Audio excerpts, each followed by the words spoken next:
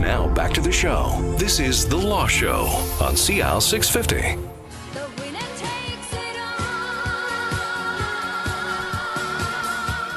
Welcome back to The Law Show here on CIL 650. Our producer, Dwayne Bishop, just played The Winner Takes It All, and our guest, the lawyer, broke into an enormous smile. Our lawyer guest is David Halkett from Macquarie Hunter in Surrey. David is a practicing family lawyer and has seen more than a few winners take it all over the years. That's correct. Sure. Yep. You said, this is interesting stuff. I was trying to figure this out. If only 5%, approximately 5% of the caseload that you carry today is going to end up in court. These are divorce cases, separation cases, family breakdown cases. So 95% of your current caseload is not going to court, David. How does it get resolved? Well, there's a number of ways. There's mediation, where you have a mediator that you hire to review the matter.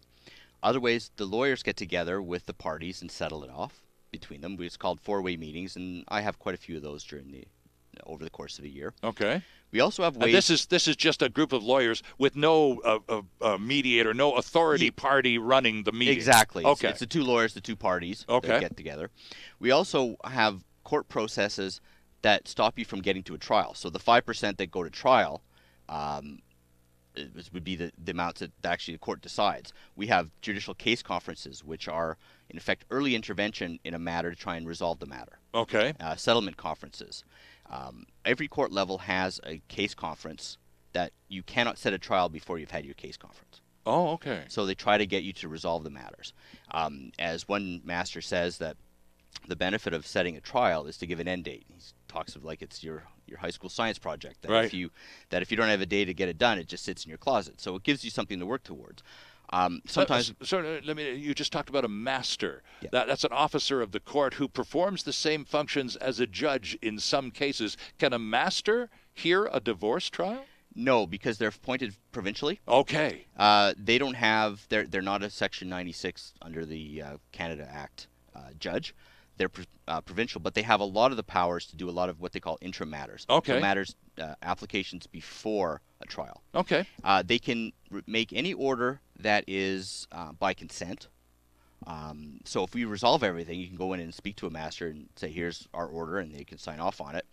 But they can't grant the divorce. So are there judges in British Columbia, David, who are, I hate to use the word, but I can't think of another one, specialists in family law? Are there judges who only, for example, hear family cases, or if your divorce is up for trial next week, you don't even know who you're going to get yet? There are judges who practice family law, but our judiciary, both in the Supreme Court level and in the provincial court level, they don't want them to be specialists. Okay. They want to be more generalists. So a judge could have a murder trial one day and a divorce case the next day. Interesting. But as I said, there are some that have been family lawyers and such. So that makes it easier when they know the law. Right. But they want to be able to do the whole gambit. Okay. When you sit down with clients who are divorcing, separating, and we'll get into the nuances of the difference between, in British Columbia, if any, in 2015, between a married couple and a common law couple. I don't think there's much difference left anymore, is there? No. When the new Family Law Act came in, the old difference between the married couple and a common law couple regarding division of assets was basically done away with. Okay. So now a common law couple, which is someone who's lived in a marriage-like relationship for at least 2 years, they have the same rights to divide property as a married couple. And also the same responsibilities with respect to support as well, Owen. They had responsibilities for support before. Okay. Under the old Family Relations Act, if you live together for 2 years. When people come to your office, though, David Halkett, and they want some advice, their whole world is the bottom has just fallen out, they're emotionally shattered, they don't know where to go next. I mean, this is all brand new territory. This is not the way the script was written. It's not supposed to turn out like this. Exactly. Damn it. And now here I am in your office, falling apart. What's the biggest concern, and what turns out to be the biggest area of combat? Usually with respect to children. Okay. It used to be when I first started practice that basically you showed up in court and the dad would get every second weekend. and that was it. Right.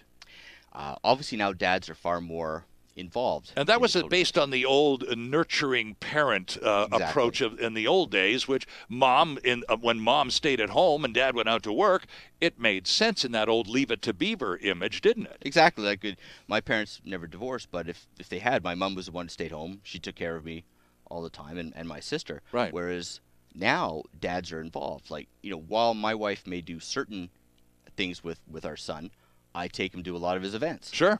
So we both kind of share those things, right? So now dads are getting more time with the children. There's no presumption of equal time or anything like that. It's still what's best interest of the children, the only test that we look at.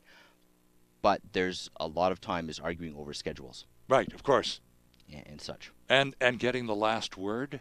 Oh, that too, yes. Yes. Because there's a lot, and this is where, again, this is not exactly shark-infested waters, David, but they're full of hostile creatures and unhappy people, and you have to sort of make sense out of all of this to a client with a future and with a family. Well, no one comes to me happy, as I love to say, unless they're having an adoption. They're Right. adopting a child, because our base unit in our society is our family, and they're breaking down. There's emotions. People have asked me when they know I was in family law, do people get divorced too easily? And I always tell people, no one wakes up on a Monday and says, I'm calling Halkett and going in and getting a divorce. Right, okay. It's a long process. And the hardest is for the person who didn't know the other wanted a divorce and all of a sudden is told, It's I'm a leaving. shock, it's a surprise, Exactly. yeah. And how do you deal with it? Like I've dealt with people who've been married 50 years getting divorced. Some it's like 6 months. It depends, right? Those the 6-month ones, and I hear this from a lot of my peers and seniors. My parents say it a lot. Kids today, they have an argument and they break up. They got married before they had the argument and broke up. What were they thinking? What were they thinking? Yep. It's too easy to sign off. Well, I don't like you anymore. We're divorcing next. And is it too easy, David? I wouldn't say yes. I wouldn't say yes to that, Sterling, because the emotional aspect makes it difficult no matter what. No question about that. And now, if you have no assets, no children, you get a divorce as of right after 1 year of separation. Okay. You fill out your documents, sign your affidavit. There's no prospect of reconciliation. You get a divorce. But we forget that there was the long-term potential emotional side of it before you actually decided to separate. Right. But it is funny that you can be married for 6 months, but you have to be separated a year before you can get the divorce. That's interesting. And let's talk also about reasons. Back in the day when we were far more serious when we got married. Back in those days, you had to have a reason for getting divorced. Your Honor, we want a divorce. Well, why? The judge was, and you'd have to come up with something. An affair or the old California cliche, irreconcilable differences. Well, now in British Columbia in 2015, you don't have to have a reason anymore, or do you? No, divorce under the Divorce Act, which came into effect in 1985, we have no-fault divorce, basically. That if it's only on breakdown of marriage, which has a few components. One is 1 year separation. Second is you can get a divorce in less than a year if there was adultery, that's admitted, or physical. Or so there's still causes that can create a faster divorce. Exactly. Okay. Within that, but most people get it on the 1 year. It's a lot simpler, and you don't have to go. You don't have to say why you're divorced. All you have to say is, I'm not with the person anymore, and I don't want to reconcile. And there's no prospect of it. And if that's the case, this sounds like the kind of situation in which David Halkett isn't going to make a lot of dough. They've been apart for a year. There's not a lot of complication involved. Where do I sign? I want it over with and get on with my life. That's it. In that case, no kids, no major assets, no division, no multiplication. Off you go. Yeah, it's a relatively straightforward process. Some people act on their own in that. There's the joint. They can go down to the courthouse and do a joint divorce. Okay. But some people come to me and it's just a straightforward divorce. You get the marriage certificate. You get a picture of the person for service, etc. And it's all dealt with, and it can be dealt with, depending on the registry, within 6 months. Are there in cases, David, where there's not a lot of money involved or a lot of children? It's just a couple of young people who thought they were in love and could spend the rest of their lives together, and it turns out 6-12 months later, wrong call, not going to happen. And off they go in a friendly shake off your hands, and it was great kind of way. you've had some of those people come to your office at the end of this little scenario and go, still tearfully, it still wasn't pleasant, but now what?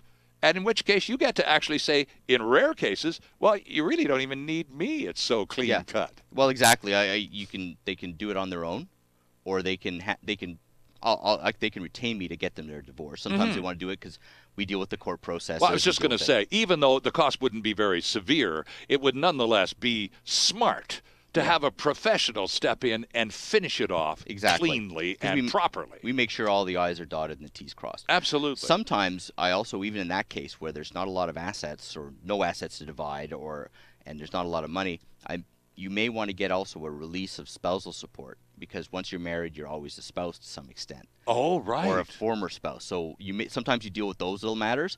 But if both earn good incomes, they were together a short period, you might just say, here's the divorce. Let me just inquire about that. That's I hadn't even thought about that before. So you break up, you go away, and one of the couple, a year or two down the road, has a child.